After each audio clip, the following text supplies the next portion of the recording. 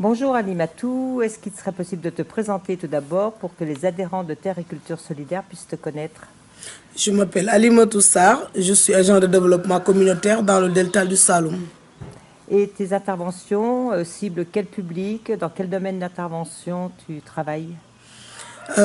Mes cibles sont les femmes et les enfants, à la couche de la société la plus fragile, si on peut le dire.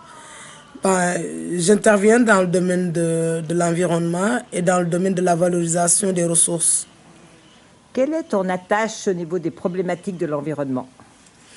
Par rapport à la problématique de l'environnement, nous sommes dans un écosystème qui est un écosystème très fragile aussi.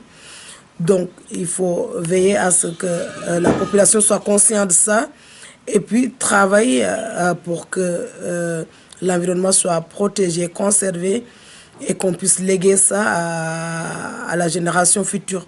Parce que nos anciens nous ont légué un environnement sain, propre, malgré la fragilité.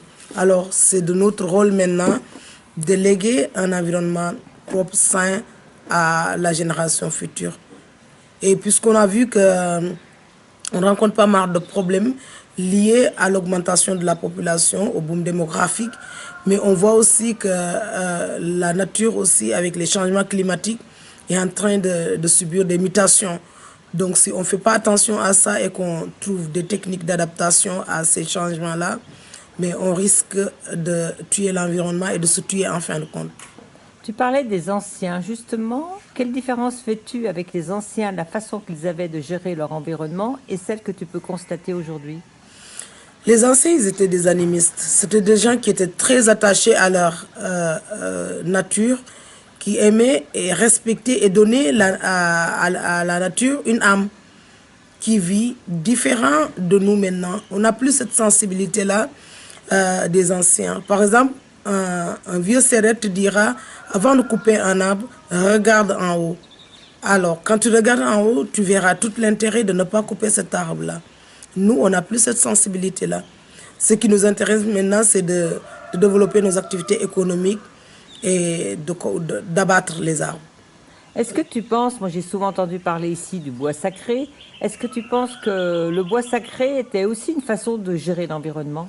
Oui, oui, ça faisait partie vraiment des zones tampons, des zones de réserve naturelles qui ont été aménagées par les anciens. C'était des sites où non seulement ils faisaient le culte du bois sacré, ils adoraient les esprits de la nature, mais aussi c'était des lieux qui étaient réservés à la préservation, à la conservation des sites.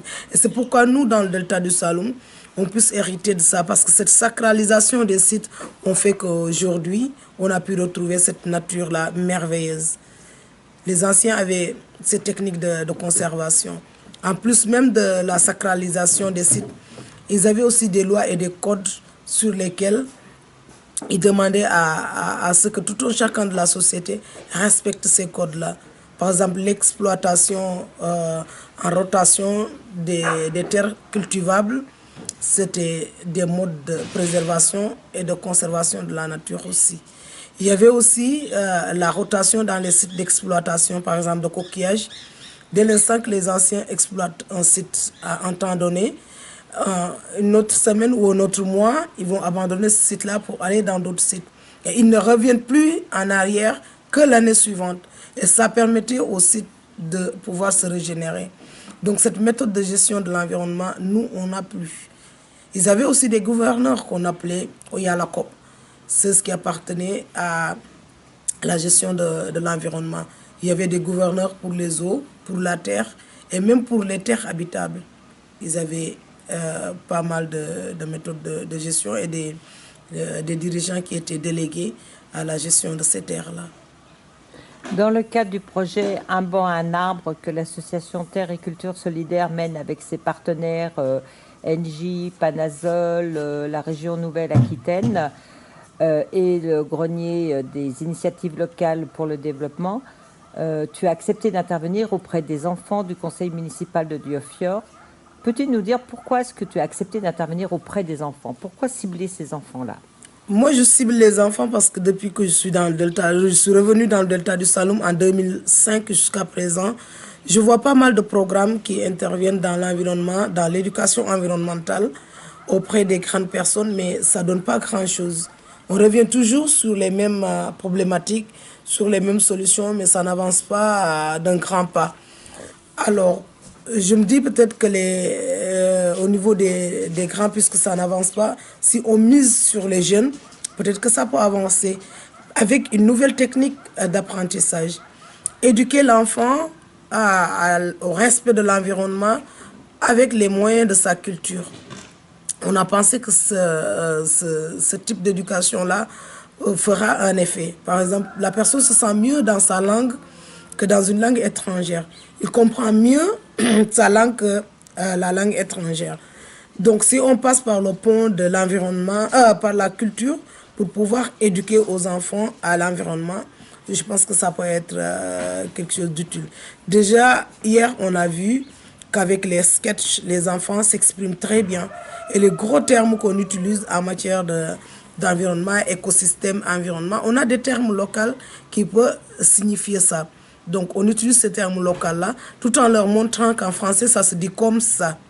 Mais en langue locale, Wolof ou Serer, ça se dit comme ça. Donc, si l'enfant parvient à définir qu'est-ce que c'est que l'environnement, qu'est-ce que c'est que la biodiversité, qu'est-ce que c'est qu'un écosystème, bien, si l'enfant parvient à définir ça dans sa langue, ça lui permettra de mieux comprendre pourquoi l'intérêt de préserver et de conserver cet environnement-là. Surtout si on les apprend que dans cet environnement-là, tous les éléments de la nature ont un lien commun, ils sont dans un link. Si l'enfant parvient à comprendre ça, ben, il aura l'intérêt à pouvoir préserver dans l'avenir et à faire attention à la destruction de la nature. Tu es donc intervenu durant tout le week-end avec les enfants du conseil municipal de Diofior. Pour toi, est-ce que le fait de créer un conseil municipal d'enfants est important? Je rappelle que ce conseil municipal a été créé dans le cadre de la décentralisation, dans le cadre de la coopération décentralisée entre Panazol et Diofior. Est-ce que le fait d'éduquer les enfants très jeunes à la citoyenneté peut avoir un impact pour demain? Je pense bien, parce que ça, c'est responsabiliser les enfants. De les apprendre que c'est vous qui devons porter demain le flambeau de la société. Donc, dès à présent, si vous apprenez à être responsable, à prendre des décisions, à élaborer des lois, demain, ça va vous permettre d'être un adulte addict, un adulte vraiment conscient de la gestion de son terroir. Et ça, je pense que c'est super bien. C'était bien pensé par les initiateurs de ce projet de jeunes, qu'on dit des jeunes de la municipalité. Ça, je pense que c'est super bien. C'est très bien. Bon, les jeunes, on a vu que pas mal de jeunes dans nos sociétés étaient dans des associations qu'on appelle associations sportives et culturelles, les ASC. Mais pratiquement, les ASC ne font que du folklore. La majorité faisait que du folklore. Jouer au football, voilà, faire la natation, des courses de pirogue.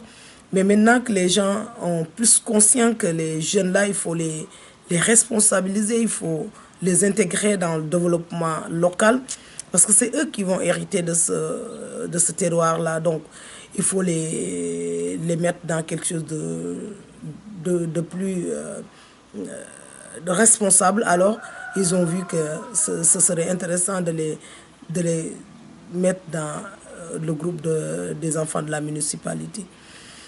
C'est responsabiliser les enfants d'une façon générale. Et de les apprendre que demain, ça se passe comme ça. Donc, à partir de maintenant, il faut s'efforcer à travailler.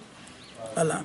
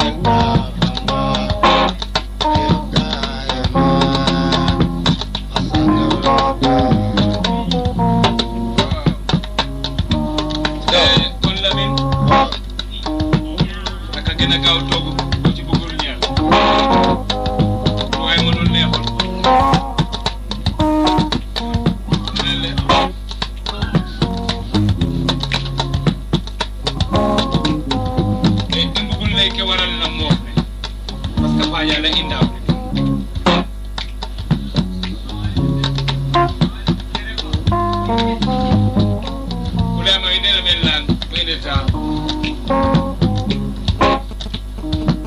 Alhaji Lamin. Wa koli. Allo. An ko ande men. Ekirin na kay tere kirin on the bin. Xare kin ñu sidon ko delane songo jam. Ari mi fajal ero fajal. Hey way. Fajal ko inoy kay. Amma dindi ñanda xay ke ke jaway. Do ci garaño. Ek medina. Naka gëna gaaw tok mala ko. Mo ci bu. Ko li tere ka andone. Yar ko ci yo ma. Hey. Yar dum la mayul.